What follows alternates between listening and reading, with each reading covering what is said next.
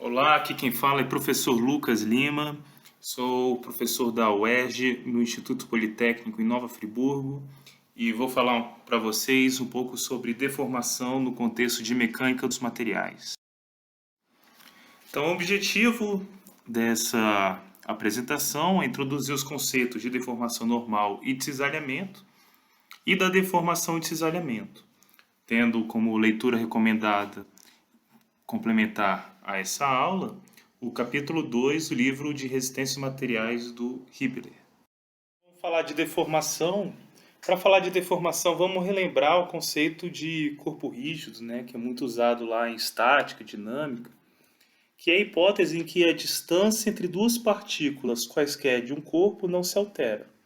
Então você tinha lá em estática dinâmica, mesmo com a aplicação de esforços, né, ou com um movimento do corpo, duas partículas daquele corpo permaneciam sempre com a mesma distância.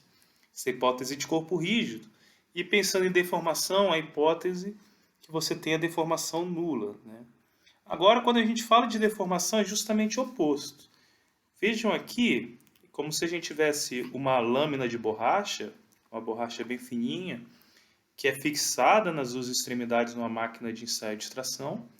E na máquina de ensaio de extração, é como se um dos cabeçotes ficasse fixo e o outro se movimenta.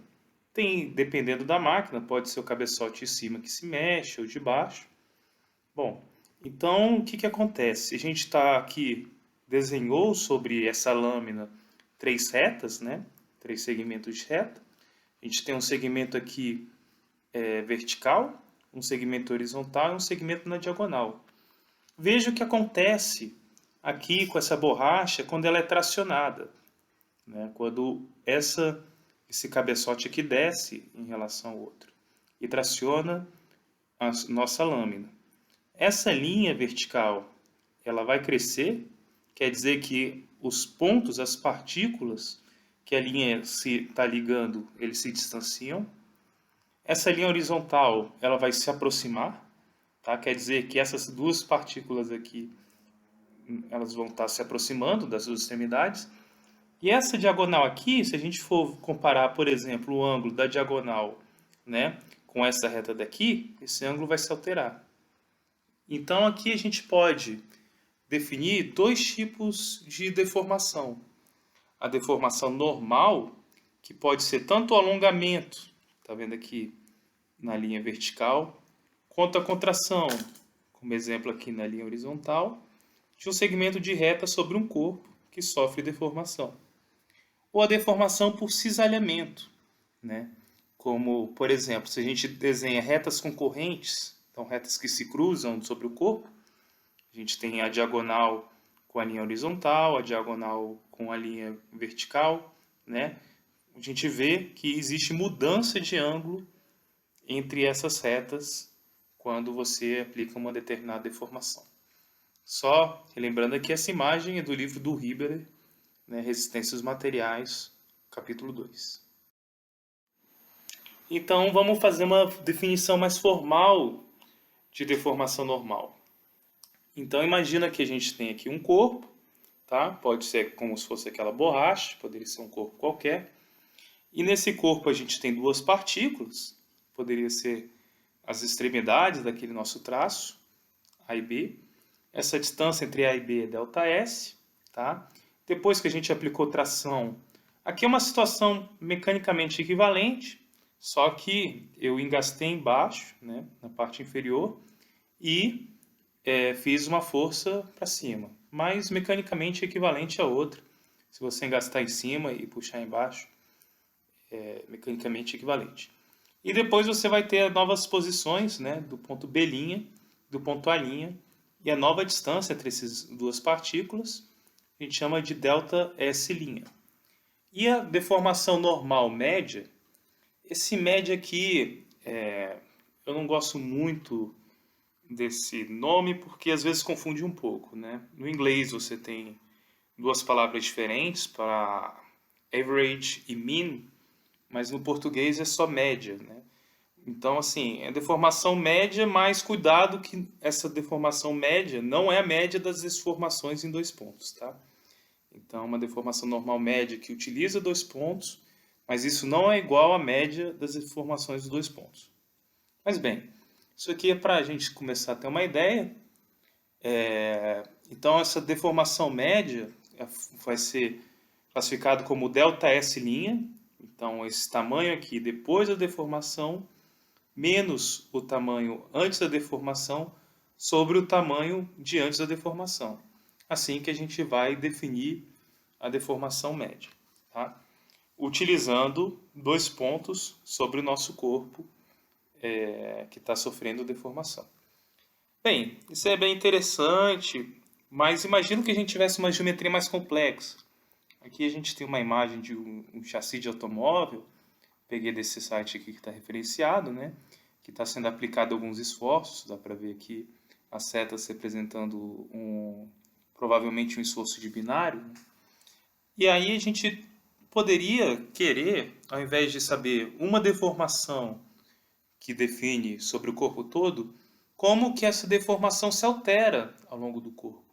Então é muito interessante para a gente, mecanicamente, para fazer projetos mecânicos, a gente ter um valor de deformação para cada ponto, né, do nosso corpo que está sofrendo esforços. E não necessariamente apenas relacionado a 2 pontos escolhidos arbitrariamente pelo projetista, né? Então, como que a gente pode representar a deformação em cada ponto do corpo? Que eu pensaria, talvez, para um ponto só, é aproximar o ponto A e B, né? E é justamente isso que a gente vai fazer. Então, aqui a definição mais formal de deformação normal, tá? Então, lembrando aquele corpo que a gente tinha A e B e ΔS, sendo que você vai ter uma tração sobre o corpo e depois esse ΔS vai se tornar ΔS', vamos imaginar que a gente vai aproximar o ponto B do ponto A, tá? Vai aproximar o ponto B do ponto A até um determinado limite que esse ponto B seja praticamente igual ao ponto A, né? Então, estamos vendo aqui a deformação média que a gente tinha, que era ΔS' menos ΔS sobre ΔS. Agora vai ser, né, o limite de B quando se aproxima com A. Mas se B se aproxima com A, no limite seria o mesmo ponto, certo? Então a deformação vai ser normal entre A e B quando a gente define um eixo, né, que vai ser feito por esses 2 pontos que se aproximam no limite. Então veja que no limite B se aproxima de A é o mesmo ponto, mas a deformação é normal sempre relativa a um determinado eixo. Então, nesse eixo daqui, o eixo N, a deformação vai ser o ΔS' menos ΔS sobre ΔS, quando B se aproxima de A. Tá? Então imagine que você tivesse uma gradezinha sobre o teu corpo e você escolhesse, de preferência, 2 pontos bem próximos, mais próximos possíveis, para saber qual seria a deformação naquele ponto ali. Alguns aspectos importantes, né? A deformação é uma grandeza adimensional. O que quer dizer isso? Por exemplo, em engenharia mecânica, o pessoal usa muito unidade de milímetros. Então, ΔS' vai ser em milímetro, que é uma distância, né? Menos ΔS, em milímetro também, sobre milímetro. Então, milímetro sobre milímetro fica uma grandeza adimensional. Então, muitas vezes você não vai ter nada escrito, outras vezes vai ter escrito até milímetro por milímetro. Algumas vezes também vai estar representado em percentual, né? Você vai multiplicar por 100 e colocar percentual aqui. E outras aplicações mais específicas, deformação pode ser retratada como micrômetro por milímetro. Se você está medindo deformações muito pequenas, para você não ter sempre vezes 10 a menos 6 tal, às vezes vai ser utilizado o micrômetro por milímetro. Então, pessoal aí que gosta muito da área de materiais, né, muitas vezes vai usar esse tipo de notação. Beleza, agora vamos falar sobre a deformação por cisalhamento, a definição formal, né? Então, a deformação por cisalhamento é definida como a mudança de ângulo ocorrida entre dois segmentos de reta que são originalmente perpendiculares entre si. Tá? Então, imaginem aqui que a gente vai ter aqui no nosso corpo, onde a gente vai falar da deformação por cisalhamento, 3 pontos, tá? O ponto A, o ponto B e o ponto C. Entre o ponto A e o ponto B, a gente vai ter um eixo N. Entre o ponto A e o ponto C, a gente vai ter um eixo T. Então, a gente vai estar calculando a deformação por cisalhamento no ponto A, escolhendo outros 2 pontos que vão formar 2 eixos que são necessariamente, originalmente, né, perpendiculares entre si. Então, veja que N e T formam um ângulo de 90 graus, certo? E depois da deformação por cisalhamento, esse ângulo aqui não é mais igual a 90. Ele pode ser menor que 90 ou maior que 90. Então, veja que a gente vai usar o ângulo BAC antes da deformação e o ângulo BAC depois da deformação. Então, depois da deformação, a gente vai ter o ângulo θ', e antes da deformação, como por definição a gente escolheu 2 segmentos de reta que são originalmente perpendiculares entre si, antes da deformação a gente vai ter sempre 90 graus. Então, aqui a definição mais formal, né, posta numa equação da deformação por cisalhamento. Essa grandeza é definida pela letra gama. Então, veja que a deformação por cisalhamento, além dela ser calculada num ponto, no caso foi o ponto A, ela vai depender de 2 eixos, né? Vai depender do eixo N, do eixo T, que são inicialmente perpendiculares entre si. Então, a deformação por cisalhamento, o ponto A, relacionada ao eixo NT, a gente vai ser π sobre 2, que é o ângulo inicial, de 90 graus, menos θ', quando a mesma coisa que a gente fez lá no outro caso, né? A gente levou o limite do ponto B encontrar o ponto A. Então, aqui vai ser semelhante. No limite do ponto B encontrar o A, que foi onde definiu-se inicialmente o eixo N. No limite do ponto C encontrar o A, onde definiu-se o ponto T. Então, imagina que a gente pudesse medir as deformações de um corpo. Por exemplo, uma técnica que é muito utilizada, né? Você pode colocar sobre um corpo diversas partículas. Você passa uma cola mesmo sobre todo o corpo e sopra várias partículas. Um pozinho, né? E aí depois você pode ter uma câmera infravermelho, ou mesmo por imagens, e avaliar, né, a distância entre diferentes pontos e sua vizinhança. Para simplificar, vamos imaginar que você prendeu 3 pontinhos ali no teu corpo. Quanto mais próximo o B de A e o ponto C de A, melhor. Você vai estar mais próximo da sua definição aqui. Mas claro que se for perto demais e a resolução não for muito boa, você vai ter ali você não vai conseguir diferenciar, né, a posição do B em relação ao A. Então você quer isso aqui o mais próximo possível, no limite da sua medida experimental. E aí, né, depois de você aplicar algum esforço, não necessariamente um esforço, mas você pode ter também deformações devido ao aquecimento, a um resfriamento, né, você vai ver a posição desses pontos e aí você poderia, pela angulação, achar a deformação por cisalhamento e pela distância ao longo de cada eixo, achar a deformação normal. Então é importante notar que na deformação por cisalhamento, primeiro que o gama é medido em radianos, né, diferente da deformação normal, que era adimensional, aqui normalmente em radianos, não é comum se utilizar em graus, tá? E é importante notar que se o θ' for menor que π sobre 2, tá vendo esse ângulo aqui menor que 90 graus, né? Como é π sobre 2 menos o θ' nesse limite, quer dizer então que essa deformação aqui vai ser positiva. Se o θ' for maior que π sobre 2, então essa deformação aqui vai ser negativa. Então veja aqui, né, se a deformação por cisalhamento é negativa, quer dizer que esse ângulo aqui vai aumentar. Se for positiva, quer dizer que ele vai se fechar, né? Essa imagem aqui é uma imagem do Hibbeler. Eu peguei elas porque acho que ela ilustra bem que isso daqui pode ser medido para qualquer ponto do corpo que sofre deformação.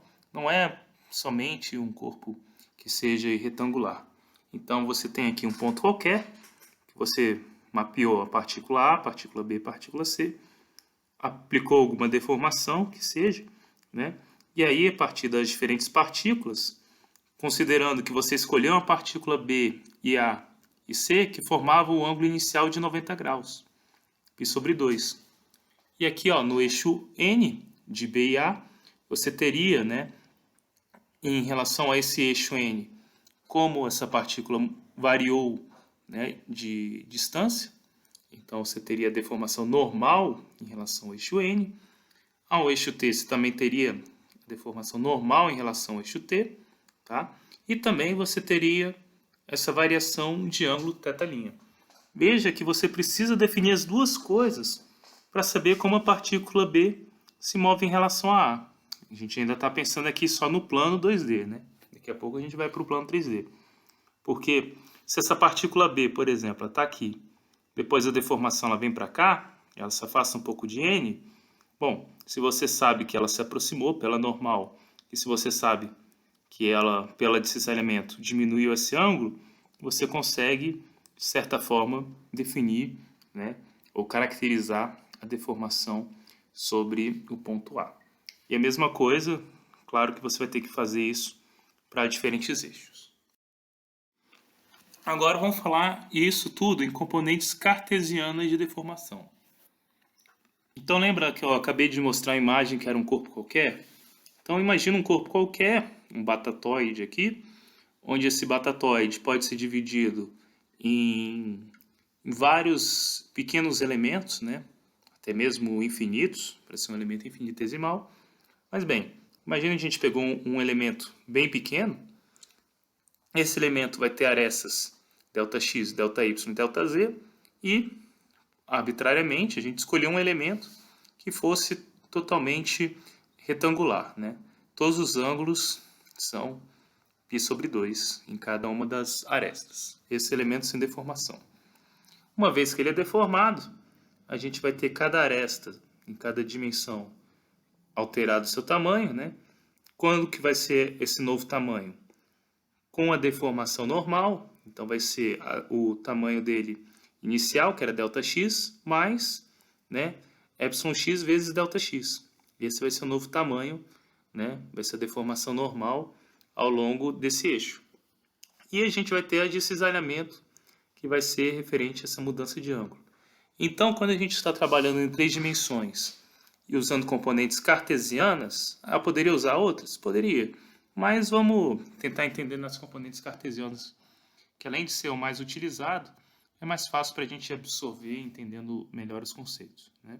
Então, após a deformação, a gente tem essa característica aqui. Então, após a deformação, a aresta ΔX se alonga de εx ΔX, de forma que o novo tamanho é ΔX mais εx ΔX. De maneira equivalente para as outras dimensões, a gente vai ter a mesma coisa, só que com y e com z, tá? E os ângulos aproximados para cada lado vão ser, então, π sobre 2 menos gama de xy.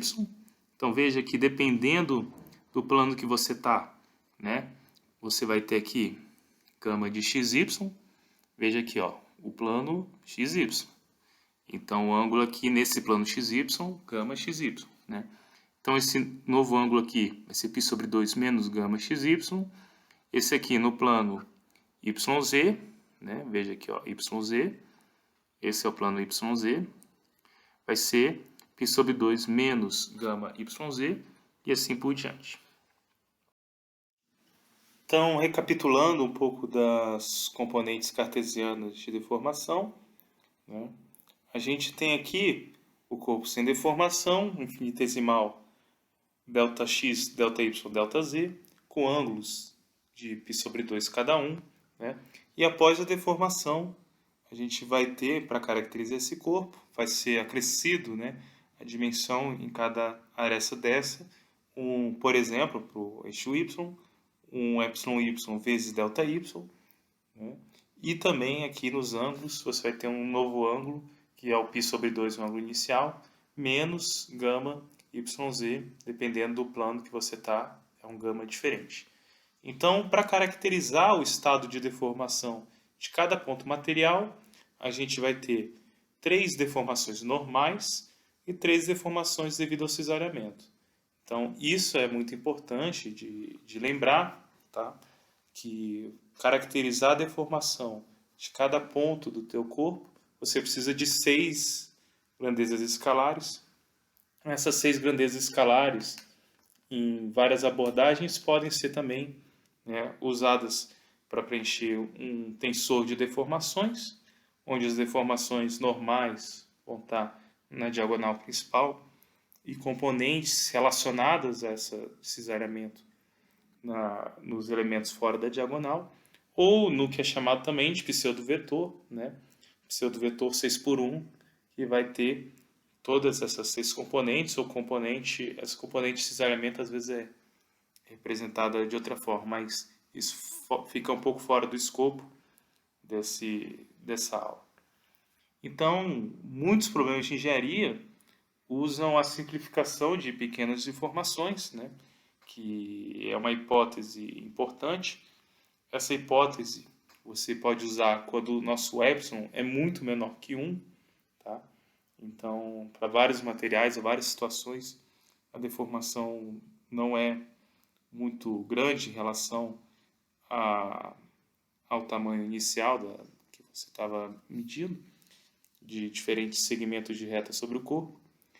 E essa hipótese considera que a geometria do corpo após a deformação é similar à geometria deformada. Isso simplifica várias questões no seu tratamento matemático do problema, né? Então, você não precisa tomar em conta, por exemplo, a modificação dos pontos de aplicação dos esforços, ou mesmo da própria geometria, né? Devido às deformações, você tem também é mais provável que você esteja ainda no comportamento do material no regime elástico, entre várias outras simplificações, né? Que também aqui não vem ao caso aprofundar muito, mas é importante lembrar que muitas vezes a gente vai estar trabalhando em pequenas deformações e essa hipótese só pode ser usada quando você tem uma deformação muito menor que 1. Então é isso, pessoal. Muito obrigado. Espero que tenham gostado. Dêem um like aí no vídeo. E escrevam comentários. Escrevam outros tipos de vídeos que vocês gostariam de ver. E é isso aí. Valeu!